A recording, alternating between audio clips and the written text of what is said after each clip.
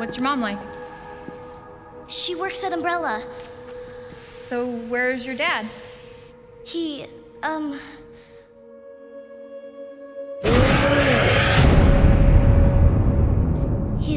gone. Salve, gamers! Aqui é o Rafa e Raccoon City ainda é um lugar que me dá arrepios. Resident Evil 2 voltou à vida 21 anos depois, em um jogo que já é considerado por muitos como um dos melhores remakes já feitos na história dos videogames. Um título que conseguiu modernizar os elementos clássicos do jogo original, mas sem perder a sua essência, oferecendo uma experiência crível e aterrorizante, mas que ainda se parece em todos os sentidos com o game que conhecemos em 1998. After you. Gee, thanks.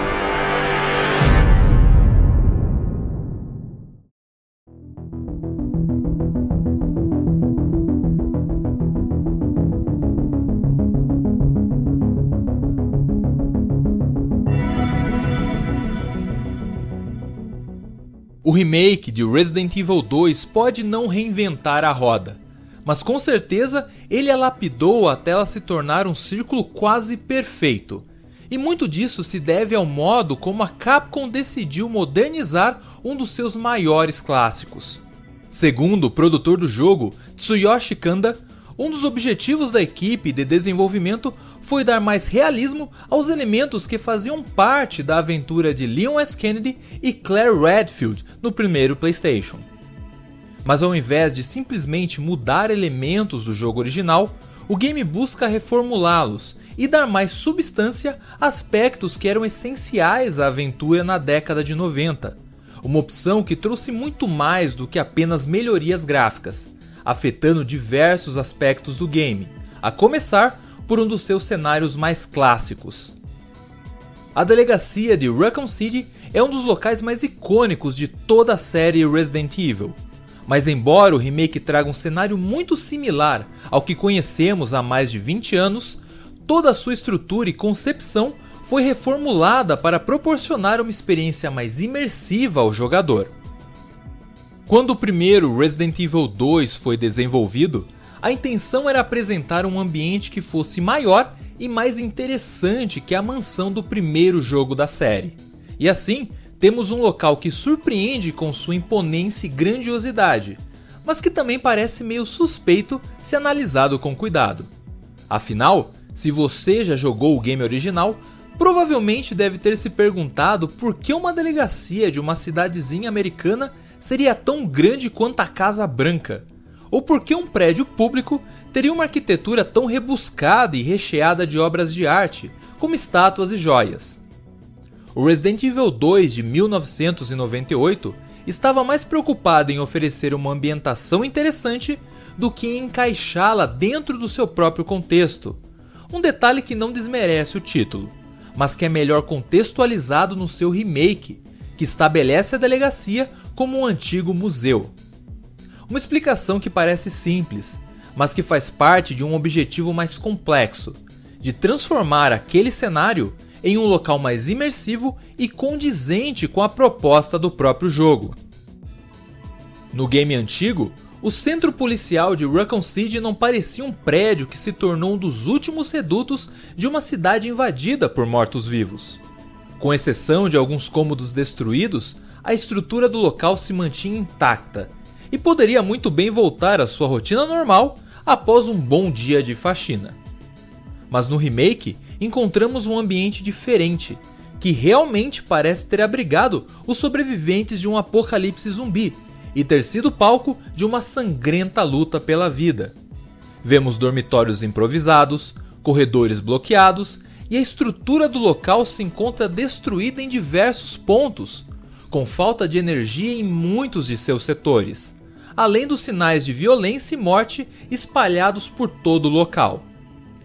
Elementos que tornaram o cenário mais interessante e crível, além de ajudarem a construir o clima de suspense e terror do game, como a falta de eletricidade, que não apenas faz sentido em um ambiente decadente e destruído, como também cria um clima de tensão constante no jogador, que regularmente é obrigado a se embrenhar em cantos escuros e que parecem esconder perigos inimagináveis ao final de cada corredor. Uma repaginação que não se estende apenas ao visual do game, e que está presente também nos elementos que encontramos enquanto exploramos o lugar, como os puzzles do centro policial, que perderam o tom fantástico do game original para apresentar uma abordagem mais pé no chão e condizente com o local onde se encontram. A reformulação da delegacia de Raccoon City é um dos grandes acertos deste Resident Evil 2, pois transformou o prédio policial em um ambiente que deixou de ser apenas um local que faz parte da narrativa do game, para ser um lugar que conta a sua própria história, seja através das informações que encontramos sobre o seu passado e principalmente pelo que ela nos conta através do seu visual e dos seus diversos elementos. Uma mudança tão primorosa quanto a forma como o título transformou completamente um dos principais ícones da franquia Resident Evil.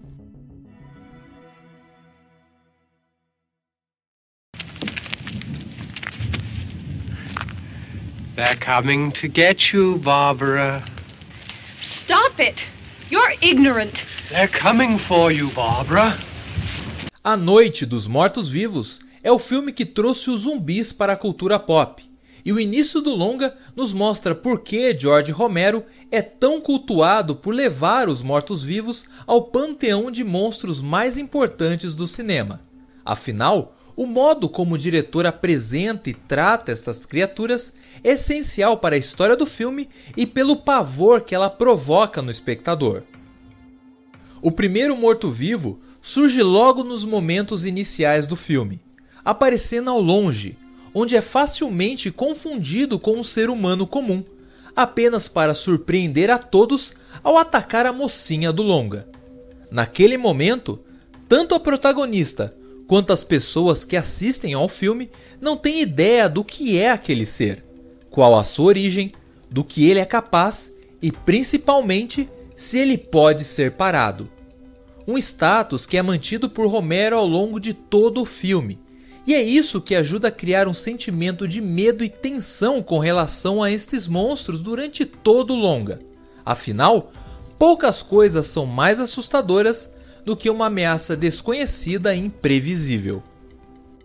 O remake de Resident Evil 2 incorpora no seu gameplay muitos dos elementos que foram popularizados por Romero, fazendo com que o jogador enfrente inimigos que são tão imprevisíveis, misteriosos e implacáveis quanto os seres do filme de 1968.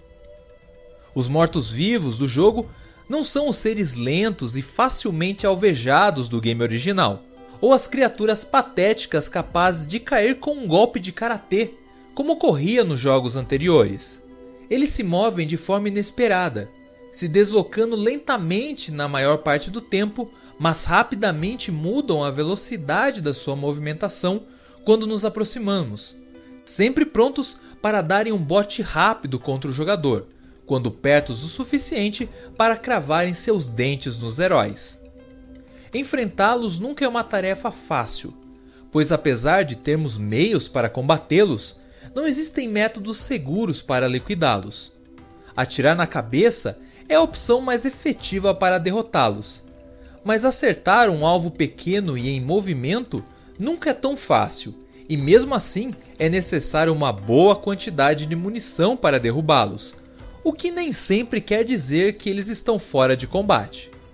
Ao contrário dos games passados, onde tínhamos um indicativo de que o inimigo estava morto, seja através de uma poça de sangue ou deixando a criatura desaparecer no cenário, agora não existem indícios claros de que o morto-vivo que você acabou de deixar estirado no chão não irá se levantar novamente.